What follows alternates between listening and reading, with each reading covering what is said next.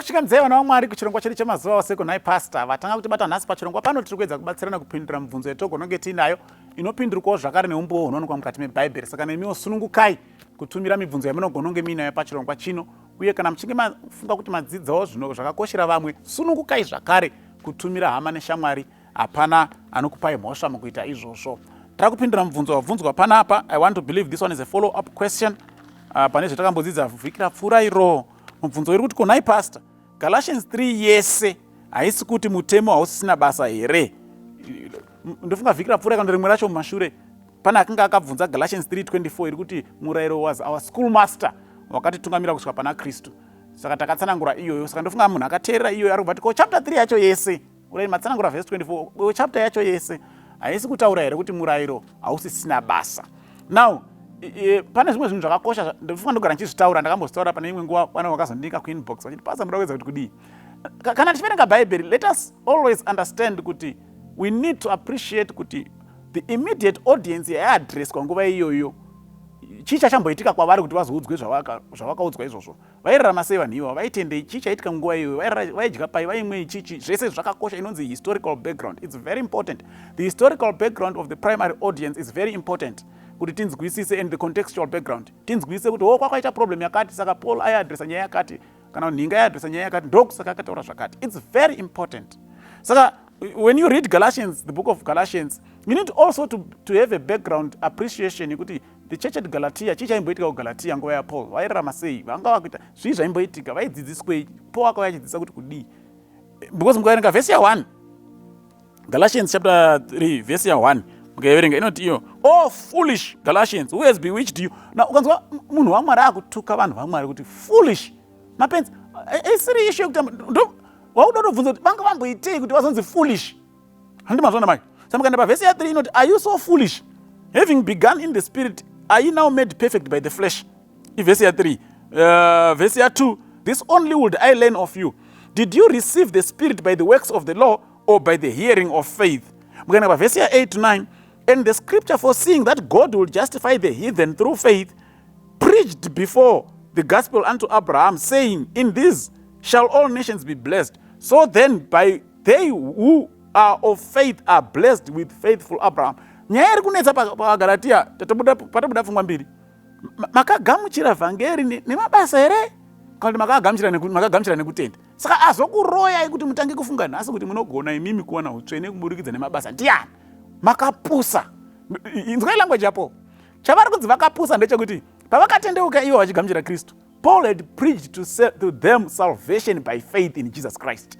But kune vakazoteera mumashure vako vazoti hazviti. Maifanira makatodzingiswa, mukamboti muri maKristu. Dzingiswai, itwai zvakati, itwai zvakati. Paul paakanzwa kuti kwakasara kwane nyongano manje. Because vamwe vakati ngatidzingiswei, vamwe vakati Paul haana kumbotidzidzisa izvozvo. Paul kunyora tsamba akati, oh foolish Galatians. Pamakatendeuka muchigamuchira Jesu Kristu, pakambotaura nyaya yekudzingiswai. Nhasi makufunga kuti mungawane utsvene kuburikidza nemabasa emaoko. Asi makatomboitwa vatsvene kuburikidza nekutenda. Ndo nyaya iri kuitika kuchechi yekuGalatia. Saka unofanira kunzwisa the background kuti tiri kutaura about an audience yanga yakufunga kuti it can attain righteousness by works of the law. Ndo zviri kuitika pana vaGalatia. Vanga vasiya kutenda kwavakatanga nako, vakafunga kuti saka tofanira kuita chakati, tofanira kuita chakati, tofanira kuita chakati kuti tinzwirwe vatsvene, tofanira kuita chakati. Ndo zviri kupopoterwa naPaul. Saka pamunoerenga verse regandikandiwerenga verse 11 ndozodzoka paverse 10 because verse 10 is a bone of contention now. Verse 11, but that no man is justified by the law in the sight of God is evident. The just shall live by faith. Saka Paul arose pachena hakuna munhu anonzi mutsvene nekuti ari kuita zvakanaka. Hanzi izvozvo zviri pachena nekuti vatsvene vanonzi vatsvene kuburikidza nekutenda. Saka mukaerenga verse 10 manje inovhiringa vanhu vakawanda. For as many as are the works of the law are under the curse. For it is written, cursed is everyone that continues not in all things which are written in the book of the law to do them. Saka ndo vhese ndonzwa ichikotwa stereki nevanhu manyanzi kana musikaiti zvese saka makatuka. Muri kuita here zvese imimi zviri mubhuku. Now teererai, argument yaPaul ndeyekuti hakuna munhu anozonzi waamutsvene nekuti wachengeta mutemo. Munhu anonzi mutsvene nekuti atenda muna Jesu Kristu. Ndo zvinhu zvinofanira kunzwisiswa first. Haunzi uri Mwari haati tangai machengeta mutemo ndozoona kuti muri vatsvene namusi. No. Mwari anoti tangai matenda muna Jesu Kristu ndoziva kuti muri vatsvene. But kana watenda muna Jesu Kristu, then atenda muna Jesu Kristu akufamba upenyu hutsva. But nhamo iri pakuti chii chinotanga, huku kana zai. VaGaratia vanga vakufunga kuti chinofanira kutanga kuchengeta murayiro, tozonzi tavatsveni. Paul akati handizvo ndakakudzidzisai, ndakakudzidzisai kuti chinotanga kutenda muna Jesu Kristu, muzotanga kufamba upenyu hutsva hwekuteerera Jesu Kristu. Saka mukazvipesanisa, munemi munopesanisawo futi vamwe nekunyonganisa pfungwa dzenyu. Saka pfungwa mbiri dzakadai so. There is that which qualifies us to be justified before God, and there is that which makes us fit to be called children of God. Now, justification and sanctification, ndo mazwa acho ari tu. You are not justified because you have done anything good. Never. Hakuna kana verse 1 in Bible inodzidzisa, not even one. You are justified because you believe by faith that Christ died for you. Saka ndingaende kutsanangurire nemuenzaniso kuti zvii zvandiri kutaura kana titi justified and sanctified. Kana uchida kuenda ku-UK, chekutanga chinodiwa chiri basic, chinotanga kunzi chiripo apa, passport nevisa. Kana passport nevisa zvapo, you are now ready to go to UK. You are now right. You have the right to go to the UK. But UK ine mitemo yayo. Kana muchiuya kuno, tiri kuda vanhu vanogona kutaura chirungu, vanotonyoresa test. Ukasaipasa hauendi, iyo visa riripo kana passport iripo, whatever. Tomboti passport. Ukasafoira chirungu hauendi, asi passport uinayo. Unofana kunge uchiziva kuti kunopfekwa hembe dzakaita sei, because kunotonhora. Ukashaya hanya nazvo zvese izvozvo, even if you were to go there, your stay there will be miserable. You will not even love your stay there.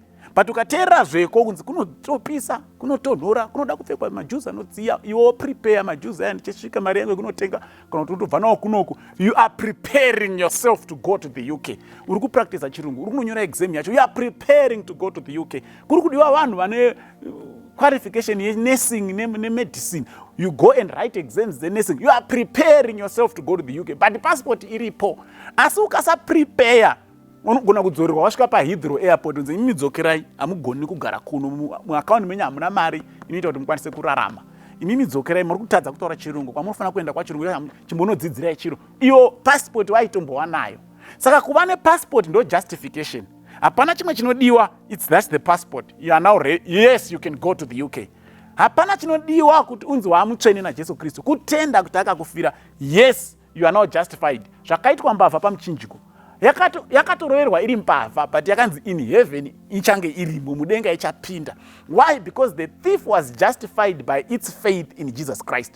Dai yakapiwa mukana wokuti ichirarama zvomwe mazuva, then it was supposed to make ready to go to heaven. It was supposed to be made fit daily to prepare to go to heaven. But faith yayo muna Kristu yakamanifesta pamuchinjiko. Asi kana akazoramba achirarama, akuchifanira kugujunura zvinogujunurwa, achidzidza zvinofanira kudzidzwa. Saka ndo zvinotaurwa naPaul, ndo zvinodzidziswa kwese neBhaibheri. Kana wagamuchira Kristu nekutenda, you are justified. Hapana zvakanaka zvawati watomboita, but wangogamuchira kuti ndiri mutadzi, Jesu akandida. You are justified. Then when you are justified, you are now being made fit for heaven. Ndopo wakunzi chisiya upombwe, chisiya kuba, chisiya kunyepa, chisiya kunamata waMwari, ndo maexams echirungu, ndo hembe dzinodziya, ndo zvese zvawakuprepare now to stay in the UK, ndo zvimwe zvese izvi. Saka vagamuchira Jesu Kristu nekutenda, they are not indifferent to what he expects them to do. Havatiwo nekuti takagamuchira nekutenda saka tongoramba tichiba kana toramba tichipomba. No, vagamuchira Jesu Kristu nekutenda, they are justified by their faith, and then they are sanctified daily as they are made ready and fit to be the citizens of heaven. Dai Mwari akatibatsira atikomborere. Amen.